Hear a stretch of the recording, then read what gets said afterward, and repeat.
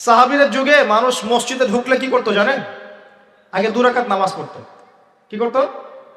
মসজিদে ঢুকেই, ওযু অবস্থায় মসজিদে ঢুকেই তারা বসতেন না। আগে 2 রাকাত নামাজ পড়তেন, দুখুলুল মসজিদ বা তাহিয়াতুল মসজিদ, তারপরে বসতেন। আর নবীজি বলেছেন কিয়ামতের আগে আগে এই দুখুলুল মসজিদ, তাহিয়াতুল মসজিদ, এই নামাজটা উঠে যাবে। উঠে যাচ্ছে না আস্তে আস্তে। মসজিদে ঢুকলে মানুষ ধাপ করে বসে পড়ে, তাই না? মানুষ ভুলেই গেছে এটা সুন্নত। এখন আপনি যদি এই সুন্নতটাকে আবার জীবিত করতে পারেন, ইনশাল্লাহ 50 জন শহীদ সাহাবীর নেকি পাবেন। সমাজে এখন দাড়ি শেভ করা ফ্যাশন হয়ে গেছে, বুঝছে না? অনেকে শেভ না করলে চাকরি দেয় না। শেভ না করলে কি হয় না? চাকরি পাওয়া যায় না। স্কুলে তো না, কলেজে গিয়ে পড়তে গেলে ক্লাস করতে দেয় না। দাঁড়িয়ে আছে, যাও শেভ করে আসো, তাই বলে। এখন সমাজ চলছে উল্টা। এখন যদি আপনি নবীর সুন্নতকে আবার জীবিত করতে পারেন, 50 জন শহীদ সাহাবীর নেকি পাবেন ইনশাআল্লাহ।